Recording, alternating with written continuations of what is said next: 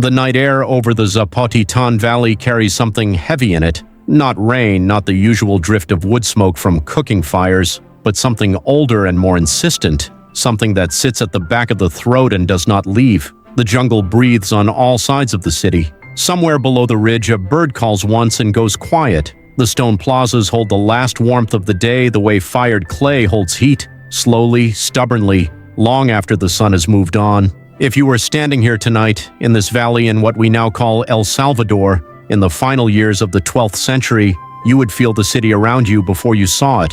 You would feel its weight, its permanence, the particular silence of a place lived in for generations, not empty but full of 10,000 ordinary days compressed into stone and earth and memory. This is Cihuatán, and tonight something is about to change everything, but we are getting ahead of ourselves, or more accurately, ahead of them. The people who built this city, who carried water up from the valley floor, who ground maize on stone matats before dawn, who painted their bodies and walls and offerings in colors pulled from the earth around them, they deserve more than a single night. They deserve the whole arc of what they made here, across 2 centuries of uninterrupted life in one of the most ambitious urban projects in post-classic Mesoamerica. Cihuatán sits at the northern edge of the Cihuatán Valley, in the Piedmont zone where the land begins to rise toward the volcanic highlands of what is now El Salvador. It is not an accidental location. The people who chose this site selected ground that gave them elevation without isolation, visibility without vulnerability. From the central acropolis on a clear morning, the valley spreads out in every direction, green and open and threaded with streams that supplied the city's agricultural fields with the moisture maize demands. The view would have felt like a kind of power, not arrogance, but the quiet confidence of people who understood their relationship to the land they occupied. The city grew through the early post-classic period, emerging around the 10th century and reaching its fullest expression across the 11th and into the 12th. Archaeologists working this site have pieced together through careful excavation a picture of urban planning striking in its ambition and coherence. Cihuatán was not a village that gradually accumulated complexity. It was organized from its earliest phases around a clear civic vision, a city designed to function as a city, with the monuments and spatial logic that entailed. At its heart stood the acropolis, elevated on a platform that gave it physical prominence and ceremonial weight. This was the ritual and administrative center of the city's life, where the sacred and the political met, in the way they almost always do in Mesoamerican urbanism, not as separate spheres but as 2 faces of the same authority. Around it, the great ceremonial plazas opened outward, broad and paved, designed for the kind of collective gathering that makes a population into a community. Stand at the edge of one in your imagination. Feel the stone underfoot, warm from the afternoon sun. Hear the echo that open stone-paved space creates, the way voices carry and blur and become something larger than any individual speaker. These spaces were built for precisely that experience, belonging to something that transcends the individual household, the individual lifetime. The ballcourt lies beside the main ceremonial complex, one of the most telling features of Cihuatán's cultural identity. The Mesoamerican ball game was ancient by the time this court was built, played across the region for over 2,000 years, its meanings layered and dense, bound up with cosmology, sacrifice, celestial movements, and the negotiation between human need and divine power. That Cihuatán's builders included a formal ball court in their civic plan tells us how they understood themselves as participants in a broader Mesoamerican world, inheritors of traditions stretching outward across vast networks of trade and cultural exchange. They were not isolated, they were connected. The material culture of Cihuatán shows clear affinities with the broader post-classic Mesoamerican tradition, and features of its architecture and ceramics have led some researchers to suggest connections with Toltec influence, that powerful cultural current radiating from Tula in central Mexico during precisely this period. Whether that connection represents migration, trade, diplomatic alliance, or the diffusion of shared artistic and religious conventions remains open, but the stylistic echoes are real, placing Cihuatán within a world more interconnected than we sometimes imagine, a world of movement and exchange, of ideas and objects and people traveling along routes, linking the highlands of Mexico to the valleys of El Salvador and beyond. Those trade routes mattered enormously to daily life here. Obsidian was among the most critical materials moving through these networks, volcanic glass whose edges, properly knapped, are sharper than surgical steel, and which was the essential cutting technology of the pre-metal Mesoamerican world. Obsidian tools found at Cihuatán connect the site to source deposits far to the north and west, evidence of a trade infrastructure reliable enough to supply thousands of people with the tools needed for everyday tasks: butchering, woodworking, food preparation, craft production. Every blade found in a Cihuatán household is a small piece of evidence for a larger economic world where goods and knowledge moved continuously along roads and river paths. Maize was the foundation of everything.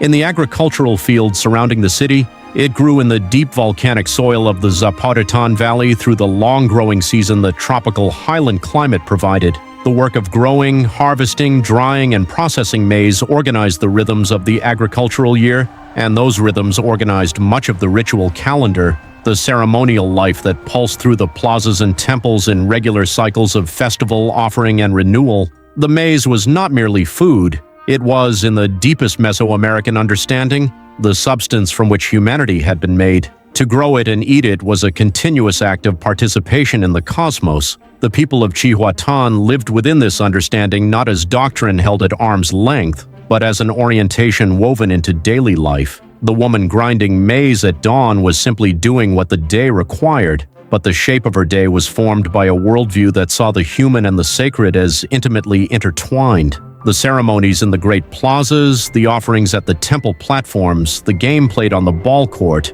all were expressions of an ongoing conversation between the community and the forces governing the world around it. The city depended on rain. The fields depended on the turning of the seasons. The ceremonies were the means by which the community did its part to keep that turning in motion.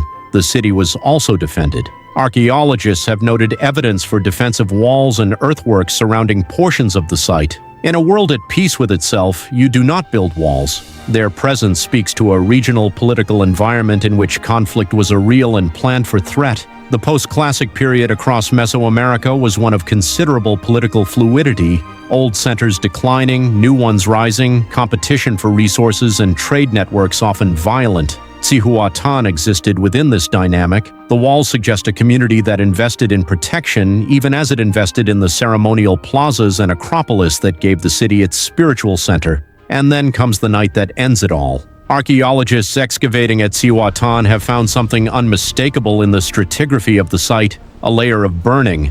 Not the scattered evidence of hearths and cooking fires you would expect in any inhabited place, but widespread, intense, apparently simultaneous burning across multiple areas of the city. The temples on the Acropolis, the civic structures around the Great Plaza, residential areas. The evidence is broad and consistent in a way that speaks not to accident but to event. Something happened here, around 1200 CE, that brought the city's life to a sudden and violent end. The streets that had carried the traffic of daily life went silent. The maize fields were left untended. The obsidian blades lay where they had been set down. Slow down here for a moment. Stay in that silence. What the archaeological evidence cannot tell us is exactly what happened in those final hours, or who was responsible, or why. The interpretations researchers have proposed form a spectrum of possibility. One is external attack, another regional power, motivated by competition for territory or resources, organizing an assault that overwhelmed the city's defenses and resulted in systematic burning. Another possibility is internal conflict, a breakdown driven by factional competition among elites, or a broader social crisis generated by drought, crop failure, or demographic pressure. A third is some combination, internal weakness creating vulnerability that an external threat then exploited. None can be confirmed by current evidence alone. What the evidence confirms is the fact of the burning, its apparent scope, its finality. The night of that fire must have been extraordinary in its terrible brightness. Imagine the valley watching the city burn, light reaching up into the sky above the Cihuatán Valley, orange and vast, visible for miles. Imagine the smell of burning stone and wood and all the accumulated material of a city's life, the stored grain, the woven textiles, the offerings left at temple thresholds. Imagine the sound. A city burning at full intensity does not burn quietly. There is the roar and crack of timbers giving way, the collapse of platform walls, and then that particular silence that opens in the middle of great noise when you realize what you are hearing is the end of something. The people who survived dispersed. Where they went is a question the archaeological record only partially answers. Some may have moved deeper into the valley, joining other communities, carrying with them the skills and memories of the city they had come from, the knowledge they held, how to grind maize, shape obsidian, read the sky for signs governing planting and harvest, sing the songs belonging to the ceremonies of the great plazas, traveled with them, folded into the ordinary luggage of refugees, seating itself in whatever communities received them. The city was left to the jungle. Slowly, in the way tropical vegetation moves when given time and no one to stop it, the forest crept back over the plazas and temple platforms. Roots worked into stone. The surfaces that generations of hands had swept and repaired were swallowed under leaf litter and soil. The acropolis became a forested hill. The ballcourt disappeared under vegetation. The walls merged with the earth until almost nothing remained to distinguish the built world from the natural one. Cihuatán became a memory that memory itself eventually forgot, a city that had existed, had mattered, had shaped thousands of lives across 2 centuries, and had then simply ceased to be. It was not until the 20th century that systematic archaeological work began pulling Cihuatán back out of the earth. The work has been painstaking, years of excavation, mapping, and analysis to reconstruct even a partial picture of what the city had been. What emerged is remarkable. Not just the physical outlines of its architecture, but the ambition behind it, the sophistication of its urban planning, the depth of its cultural connections, the richness of the daily life it sustained. Standing at the edge of the site in the late afternoon, in the golden light falling across the Cihuatán Valley, you can feel something of what this place once was. The stones carry the weight of that long life in them. The plaza areas give a sense of the civic scale its builders imagined and realized. The acropolis rises above the surrounding landscape with the same quiet authority it must have projected 800 years ago, when the city around it was alive and certain of its own continuity.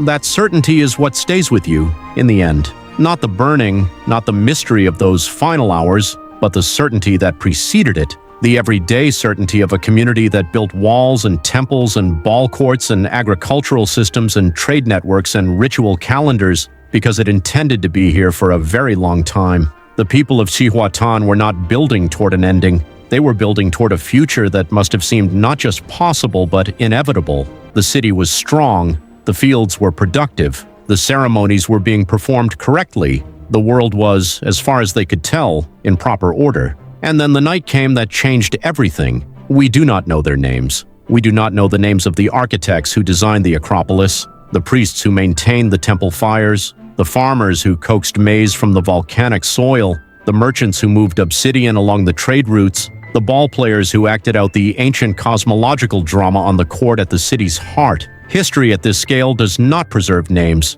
It preserves stones and ash and the ghost of a layout in the earth, and the tools left behind when the leaving was too urgent for carrying. But something persists, something in the fact that this city was built at all, that people chose this valley and this ridge and said, "Here, this is where we will make our home, raise our temples, grind our maize, play our ancient game, and sing our ceremonies into the night air of the Cihuatán Valley." That act of choosing, of building and inhabiting and maintaining, is itself a form of testimony that survives even when the names do not. Cihuatán existed. It mattered. For 200 years, it was the living center of a community's entire world. That is not a small thing. That is, in fact, everything. The valley is quiet now in the evenings. The light fades from the same angles it always has, across the same volcanic highlands, into the same broad basin of farmland that has fed the region across all the centuries. Somewhere beneath the surface, the stones of the city lie in their long patience. The ash of that final fire is still there, sealed in the earth,